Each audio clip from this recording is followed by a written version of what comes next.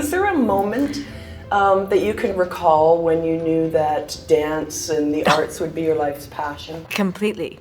And I can tell it right back to the exact moment.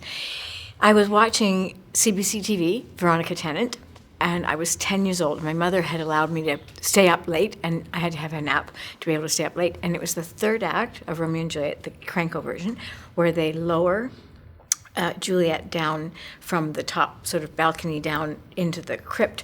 And I got goosebumps, and I went, that's it.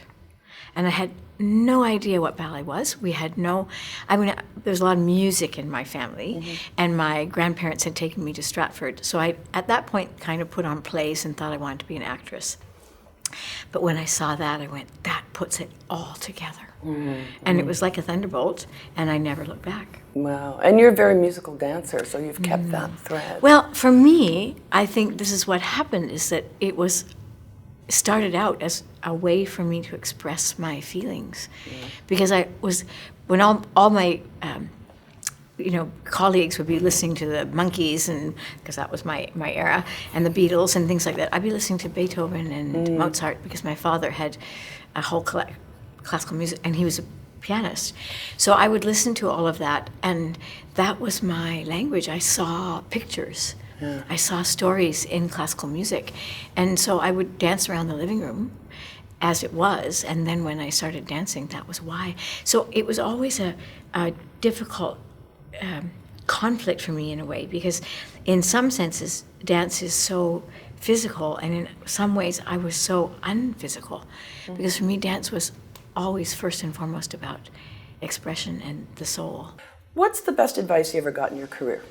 I think the best advice I was given was from a teacher of mine, and it was specifically about performing, because I was always a very nervous performer. I still am, very nervous performer. And he would look at me and say, Evelyn, begin at the beginning. And I sat there and went, and then I thought, but that's advice for life. You begin at the beginning, which is basically what every guru says, is be in the moment. Don't worry about what happened behind you. Don't worry about what comes forward. And I wonder if I had had that when I was young. I think I did when I was training, because it was just focused on learning and learning and learning and learning and learning. And I think that would be the next thing, is to constantly keep looking to learn and staying open to learn. And I think what I think is hell for an artist is when you're in a position where you feel you can't learn. Because that's just like an empty desert, right? For sure. So I think that was really maybe the best advice. What do you think the secret to longevity as a dancer is?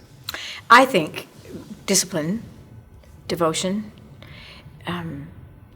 maybe a bit of denial, but as I used to say, Betty Davis used to say, if you want to be a star, outlive them all.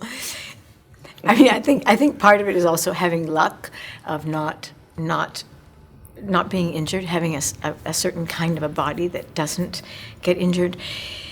But I think it really is that sense of understanding that the physical body is your means to the end, and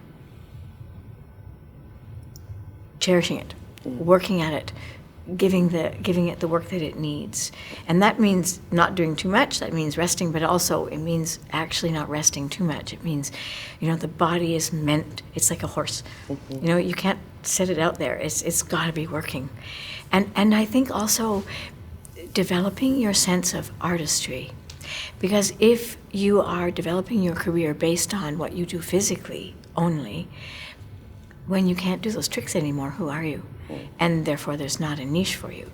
But if it's always been about what you project or what you do, you can find a much longer repertoire, much greater, hopefully. Hopefully.